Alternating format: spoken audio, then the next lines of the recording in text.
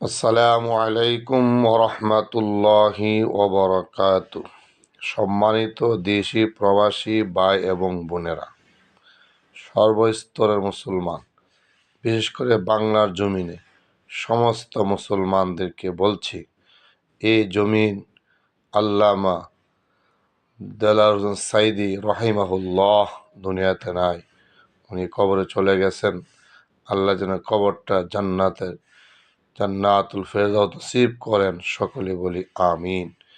ওনার কষ্ট, ওনার জেল জুলুম জীবন, জেলের মধ্যে কান্না হাহাকার আল্লাহর দরবারে কবুল হয়ে গেছে। এই বাংলার জমিন চিরে ইসলামী শাসন, ইসলামী সরকার, কোরআনের রাজ কায়েম হবে। এই জমিনের মধ্যে অনেক উলামায়ে কেরামের রক্ত ঝরেছে, বিশেষ করে শায়েখা সরমনায়ের রক্ত ঝরেছে। বাংলার জমিনে শাইখুল হাদিস আল্লামা আজিজুল হক রাহিমাহুল্লাহ ওনার কান্না ঝরেছে। বিশেষ করে ব্রাহ্মণবাড়িয়ার গর্ব আল্লামা মুফতি ফজলুল আমিনী সাহেব এ জমিনে কান্না করেছেন। অতএব মুসলমান ওলামায়ে কেরাম, আমাদের কোনো চিন্তার কোনো কারণ নেই। আল্লাহ পাক আমাদের সাথে আছেন।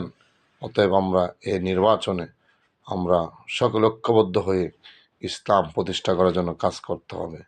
বিশেষ করে আল্লামা দেলাওয়ার হোসেন সাইদি রহিমাহুল্লাহ যদি মাথা নত করতেন, তাহলে বাংলার জমিনে অনেক কিছু করতে পারতেন, অনেক কিছু করা সম্ভব ছিল। কিন্তু একমাত্র আল্লাহকে ভয় করার জন্য, কোরআনের রাজ কায়েম করার জন্য উনি আপোষ করেন নাই।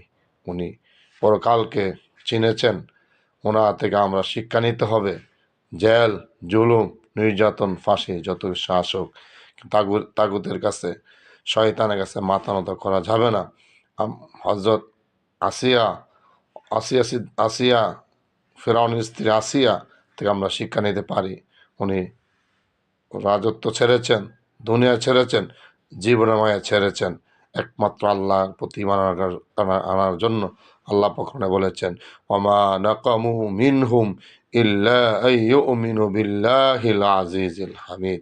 যারা দুনিয়ার থেকে জালেমের কাছে জুলুম শিকার হয়ে বিদায় নিয়েছেন, তার একমাত্র অপরাধ ছিল আল্লাহকে বিশ্বাস করেছে, আল্লাহর জমিনে আল্লাহকে ছাড়া অন্য কাউকে ডরায় নাই। এই জন্য তাদের অবস্থা হয়েছে। আল্লাহ আমাদের সকলকে বোঝার তৌফিক দান করুন, আমিন।